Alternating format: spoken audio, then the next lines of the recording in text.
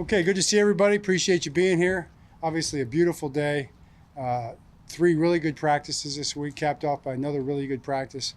Really appreciate the way the guys are working, the energy they're putting forth, the attention to detail, how much they're improving from day to day into the football team that we're trying to build. Did have the unfortunate incident at the end with Gunner. We'll find out what the situation is with that. That was a non-contact change in direction kind of a deal on the grass there, so that was disappointing. But beyond that, I'm just so proud of the guys and so appreciative of the effort, coaches and players. I really like the mindset of this football team. So we got another week behind us. We'll have 2 more weeks to go. We'll have the phase 2 final week, 3rd week next week, 3 days into 4 days. And then we'll have the mandatory minicamp the week after that. Then the guys will get away for about 5 weeks, and we'll be back for training camp at the Greenbrier. What question do you have? John, since we have spoken to you last, there have been some off-the-field news, certainly.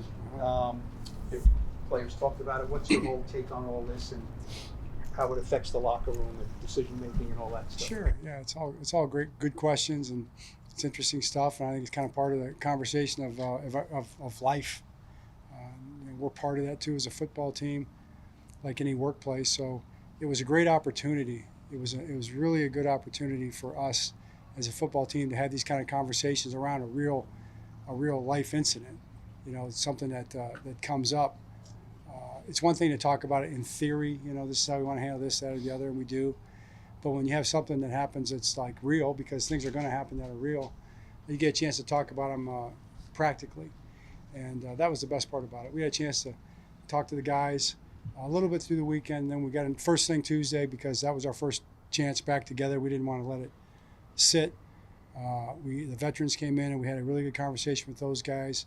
We went into a team meeting, and really the important thing to understand is that what we are is a collection of all of us together, and so we need to understand really how we want to approach these things going forward. And you don't want to stand up there and just try to dictate some terms, as a coach. You want to find out what the players think, how the coaches and players feel about it, and really mainly the players, because as I told them, it's your team, and what you want the focus to be on and what you want to be about going forward and the way we're going to treat one another going forward. Is it going to be centered around respect and those kind of things? That's really up to you guys as a team. And you guys need to decide, and then let's talk about it and let's decide what we're going to do. And we had a good little meeting. It wasn't real long, but it was to the point. And the players established amongst themselves how they wanted to approach these kind of things. They're part of the dialogue in our society, and they did a great job of it. I was proud of them. I was impressed by them. Couldn't have asked for anything better. And so we're in a good place now, and we're moving forward. Do you think Jackson made a mistake? I don't think it's about that. I don't think it has anything to do with that. It's not a judgment type of a thing. It's nothing to be judged. It's funny, Andy Reid. I remember Andy Reid used to have a card behind his desk. And I looked at it for about 2 years before I asked him what it was. I've told this story before, but it just said, "Don't judge." And I finally had the nerve to ask him, and he explained that that's, the point is, and it's a biblical principle. But the point is basically is that everybody comes from a different place, a different space, a different background. People were brought up in all kinds of different ways. That is a fact. That is the beauty of a football team. It is a microcosm of society. And I don't know if there's any more of a better example of like the ultimate team endeavor than a football team. I've always believed that. I'm a football coach, so of course I think that, but I do believe that. And that's where, all those things have to be addressed, and it starts with respect. It starts with mutual respect for one another. And that goes in every kind of direction, every kind of way. And that's the way our guys approached it, and I was proud of them for that. What was your role on Saturday in the communication with Abdul and Jackson? Because obviously Abdul tweets in the morning and then puts a ball in the afternoon. I'm sure. What was your role? I didn't talk to those guys till later. I didn't get too involved with it. I heard about it, and then kind of let it sit for a while and just see where it went. And I talked to them later. So all that stuff, that whatever happened with those guys was between those guys, and that's the way it should be. It's not for me to get in the middle of it and start telling guys what to do. If they had a conversation, which I think they said they did, by the time I talked to both those guys, they said they'd already talked, and they were good. You said you kind of come to a policy as a team. What is that policy? Or Well, I mean, that's our policy. That's our way of approaching it. But I think, I think you can ask the players. Ask them, because it's really they're the ones that decided, how we were going to approach it. Guys like AT, guys like Burns, guys like Jameis, all those guys. I mean, all the guys really. I mean, there's a number of guys that were part of those conversations, and just ask them. But I'd say if I was going to sum it up in any kind of way, it's that we have respect for one another, in all things we do. And they do, because that's the way a football team is. You have to respect one another. It's a hard sport to play, and they already come in with mutual respect for one another. So respect everything about person's situation, including their opinions, and then keep it about the main thing, which is our mission. That's what we're here for. We're here to be the very best football team we can be. We want to be the best team in the league. We want to prove it. That's our goal. That's our mission.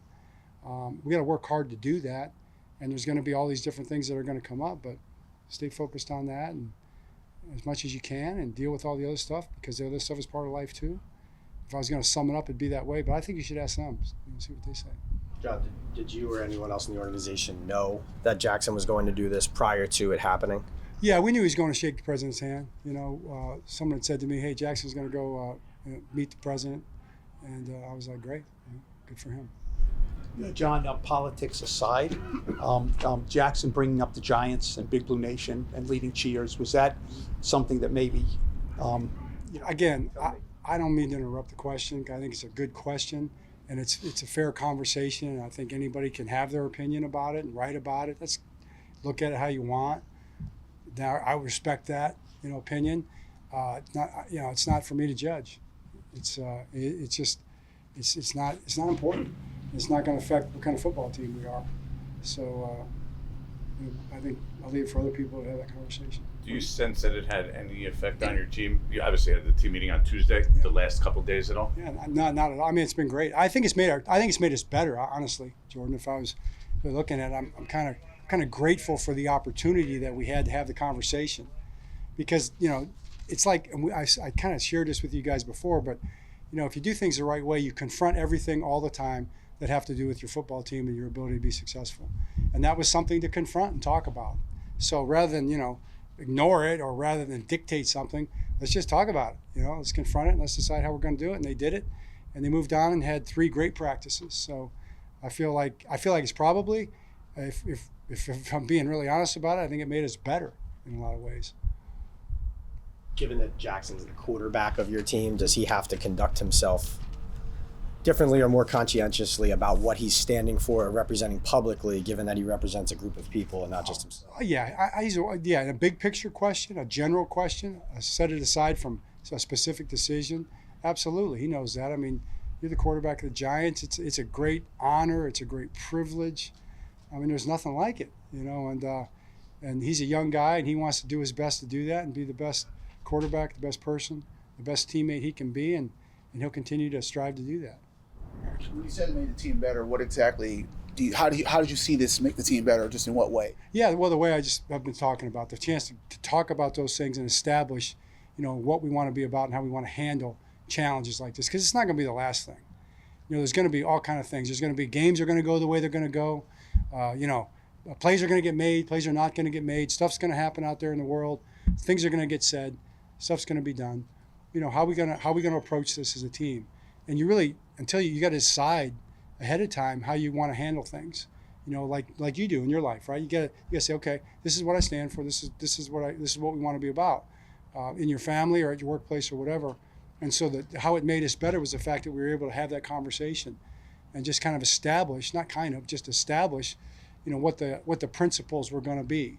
And the players did that. That was the players doing that together amongst themselves. I can't think of a better way to do it than that. John, Two more.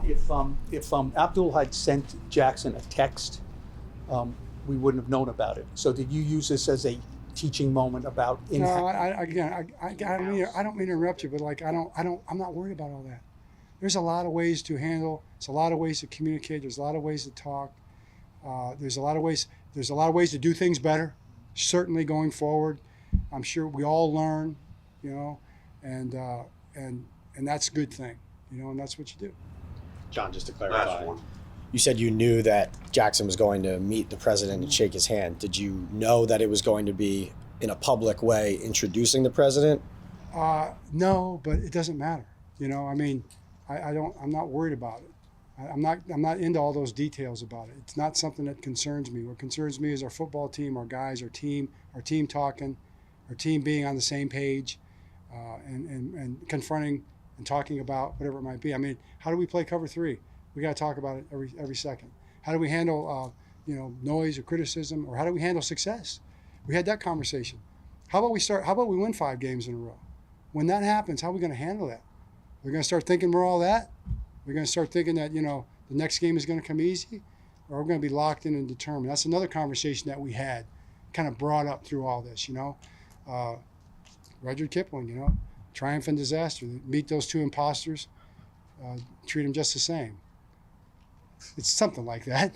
It's along those lines. That's kind of how I look at it.